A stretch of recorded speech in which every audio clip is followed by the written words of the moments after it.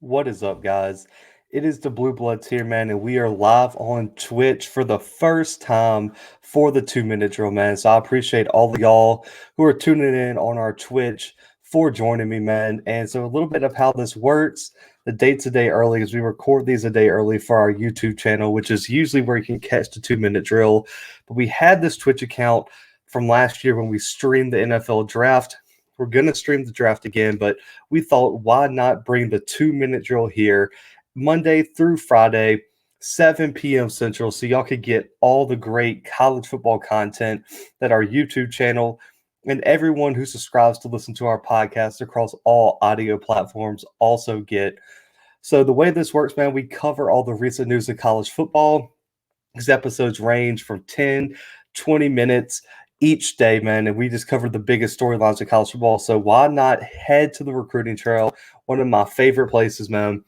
5-star Malaki Starks commits to Georgia, and I don't think you could say there's been a bigger team on the recruiting trail that has been hotter on the recruiting trail than the Georgia Bulldogs.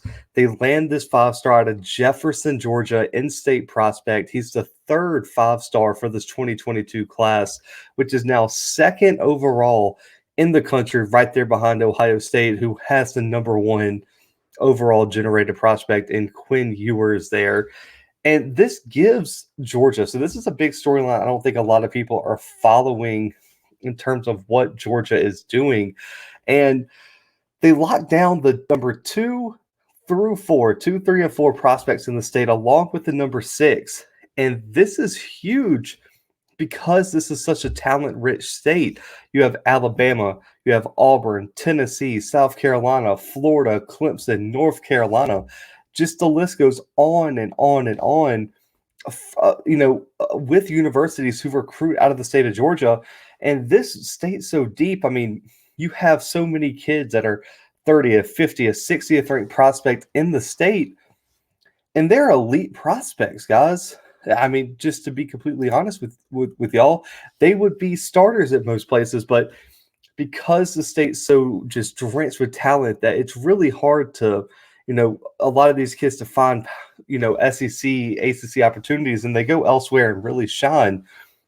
Starks, though, let's get to him. I mean, listen, he might be just the best overall athlete in this class. I mean, to be completely honest with you, he's going to bring needed versatility to the Bulldogs offense and defense, depending on where they put him. He was an all Georgia high school football defensive selection last season, but also within that played quarterback, running back, wide receiver, linebacker, and defensive back. Throughout his high school career, he rushed for over 1,500 yards last year, 24 touchdowns total in a triple option attack. And on top of that, had 41 total tackles and 2 picks playing DB/linebacker. Now, you might be wondering, okay, so this kid's very versatile. He can play a lot of positions, but what did Georgia recruit him as? Where are we going to see this kid at the next level?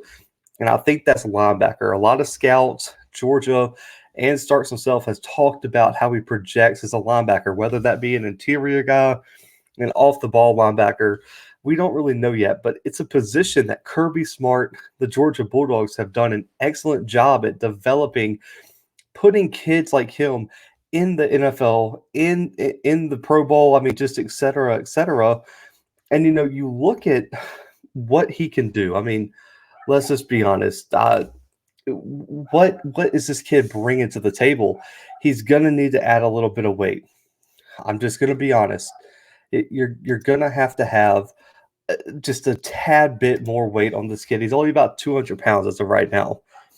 I don't think that's gonna carry to the next level, especially if you're playing interior defense. I mean, in the SEC, man, you're gonna have so many people who are gonna say, man, how's he gonna take on a 310-pound guard or tackle against Alabama, Auburn, Tennessee, LSU, someone like that? Well, his frame, I think, can carry 225, 230 without losing really any of his athleticism. And you want to talk about his athleticism, this kid ran a 10.88 100-meter dash this past offseason for track. And on top of that, just his biggest strengths, I mean, versatility, because he can play so many positions and he understands the game from the perspective of so many positions. For a linebacker like him, who's our projected linebacker, to understand how running backs, quarterbacks, and how offenses work, and just from a football IQ perspective, is almost invaluable. You can't necessarily teach that, and so I think that's where Starks is going to really succeed. Athleticism, his speed, and just the intangibles. This kid's a great kid, high football IQ, high motor. These intangible things you really can't teach a player are his top qualities and should make him a candidate to really start early and contribute early for the Bulldogs, whether that be starting at inside linebacker, starting at outside linebacker. I don't know, but he's going to make an impact on special teams because of his versatility. And I think he's going to make a real big impact in terms of goal line situations and things like that.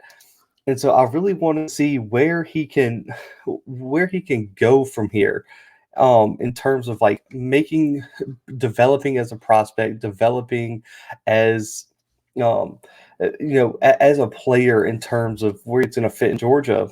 And I want to look at some things he could improve on. I know his size, weight are some things we talked about, but there's only so much you could do there. That's kind of already built into the kid.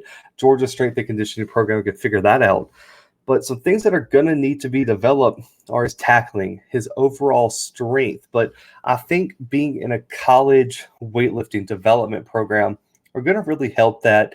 And also being able to focus on one position, focus on being a linebacker over having to be a quarterback, a running back, a wide receiver, a linebacker, a DB. Focusing on all these positions can create deficiencies in one area or another. So I really would like to see what his potential could be if he just sat down, focused on one position, and we'll see where he can go. I mean, 247 Sports, their pro comp for him, Patrick Queen, Baltimore Ravens linebacker right now, who's a hyper athletic type guy. I like the comparison here, but I'll more liken Starks to a Deion Jones that we see in Atlanta. Very kind of similar to Patrick Queen, but I think his size is going to compare better to Deion Jones. I think he's just as athletic as Jones, if maybe not more. I think he's just got to develop better in the run stop aspects of his game, which Deion Jones didn't excel in once he got into the NFL. He was more focused on pass coverage because of his athleticism. Also, someone who not everyone who follows college football might know yet, but I promise you, probably this upcoming year, you'll hear about him. Clemson linebacker Trenton Simpson, who committed last year to Clemson. You saw him kind of later in the season at linebacker. He was a kid coming out of North Carolina who was playing running back, who was playing linebacker, who was playing all over the field, and just based on his athleticism, really made some big impacts in terms of what he could do on the defensive side of the ball. And you saw that athleticism get him on the field early and often for Clemson. And I think that's what we could see with Starks here at Georgia. But guys, let me know in the comments here on the live stream. Let me know in the comments on YouTube when this goes up tomorrow what y'all think about Starks as a prospect for Georgia. What do you think Georgia is getting out of this kid? And so now we're going to move on. If y'all have never caught the 2-minute drill before, we love talking these quarterback battles. There's nothing better to talk about in the preseason than quarterback battles. We kick it off with the Ohio State Buckeyes, guys. We continue our coverage of the most competitive quarterback battles, and we finally made it to this Columbus battle in Ohio State. Previous episodes, we've covered LSU, Oregon, Michigan, and a bunch of these other big quarterback battles. There's a lot of average fans. There's a lot of Ohio State fans that think this is just a shoe-in. Like, you can put all your money on one horse, and C.J. Stroud is going to take the first snap for Ohio State. And you know what? He might. But to ignore Jack Miller and incoming 5-star freshman Kyle McCord is probably to your detriment. Ohio State is probably in a very unique position, I would say, in terms of them having a choice between three options who have never taken a college football, snap. They haven't ever attempted a pass in a college football game. It's very unusual to have this, and Ryan Day has said in press conferences, I believe it was today in his spring practice press conference, that this race is wide open. This race is wide open. This race is far from being over. And so you look at our people. I've mentioned C.J. Stroud, Jack Miller, and Kyle McCord are your really three options. I do feel like this is a two-horse race, though. Jack Miller is very talented. I could see him probably transferring to a more likely situation for him, a more suitable situation. And I feel like he's very unlikely to win the starting job. His ceiling is probably the lowest out of the three potential starters we have here. So let's start with odds-on favorite C.J. Stroud here. He was the backup for Justin Fields last season. He came in as a composite 4-star recruit, a top 50 recruit, number 2 overall pro-style quarterback. The misconception about him is that he's a runner. He's not a runner. This kid is a pocket quarterback, big arm, accurate. He threw for over 6,000 yards in high school, over 65 touchdowns, only 15 turnovers, and 5 rushing touchdowns. He has enough mobility to keep himself out of trouble. He ran about a 4.8. The prototypical size is there. He's 6'3", 200 pounds. I believe he's probably put on a little bit more weight since we've last seen him at Ohio State. His pro comp coming out of high school was Teddy Bridgewater. Now, I know depending on what type of NFL fan you are, you're like, oh, not a great comparison. Teddy Bridgewater coming out of Louisville was his ceiling people thought were pretty high. But I think Stroud's a better quarterback than Bridgewater was at this point in his career. He has a higher ceiling. He has a stronger arm, I think, than Bridgewater had at this point. I think he's much more accurate, and he has a lot more athletic potential compared to Bridgewater. The question surrounding Stroud, though, is how much did he learn at his first year at Ohio State? Does he have a great understanding of the scheme, the playbook, what Day in this offense wants to do? And can he live up to that hype of the Ohio State quarterback position? This is a high bar that has been set these past few years by Justin Fields and those before him. When you're the Ohio State quarterback, they expect playoff wins. They expect Big Ten championships. They expect Heisman contention or winning the Heisman. Can he live up to that? It's always a big question on, like, okay, so is this kid ready to be here? Can this kid step into the shadow of someone like Justin Fields and perform? We're going to find out. And, he's going to have someone pushing him in spring practice, I believe, at least. And he's the second choice. I think he's more of the dark horse in this race. That's Kyle McCord. He's coming in as one of the most highly touted recruits in the 2021 class.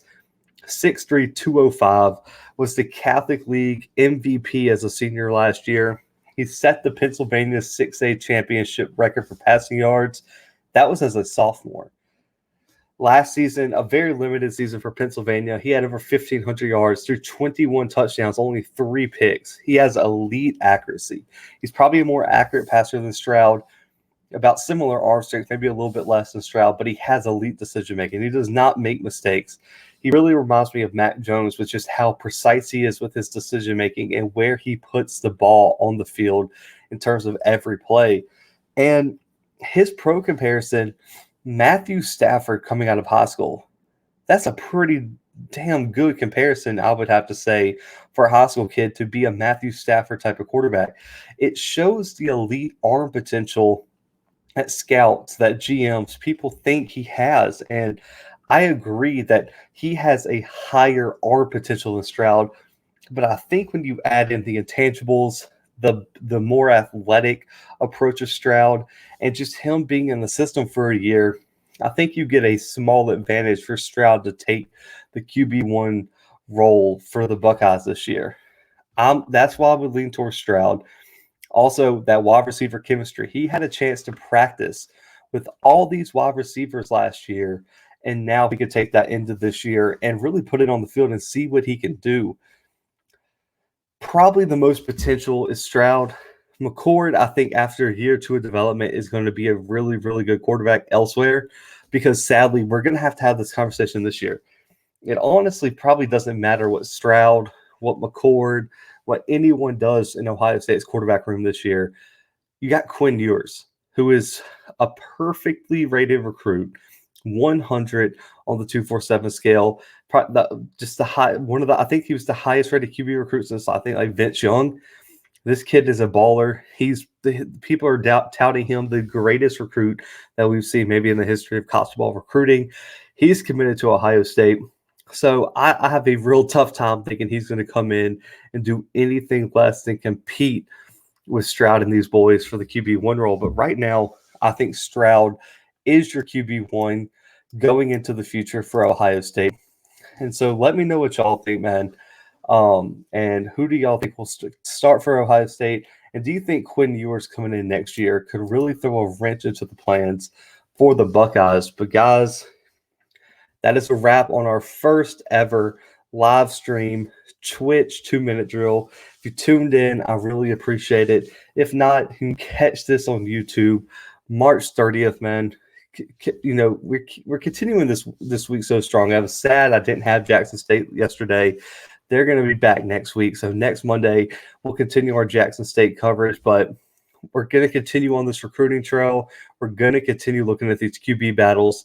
So guys, if you're watching on Twitch, make sure to subscribe to our Twitch channel. We'll have NFL draft coverage on here. We'll have the 2-minute drill every night. So make sure to subscribe to our Twitch channel. And if you're watching on YouTube, y'all already know the deal. Subscribe to our YouTube channel. We're up over 60 subscribers now. That is just amazing, man. I can't believe we already got there. Once we hit 100, picking 5 lucky subscribers of the first 100 to do a merch bundle giveaway. So make sure to do that. Y'all going to get some cool stuff. Once we get to about 90, I'm going to release what we're going to be sending y'all. Contact y'all, get y'all that merch ASAP. But guys, I appreciate it. Make sure to give a thumbs up to this video. It helps us get this out of here. And like I said, subscribe.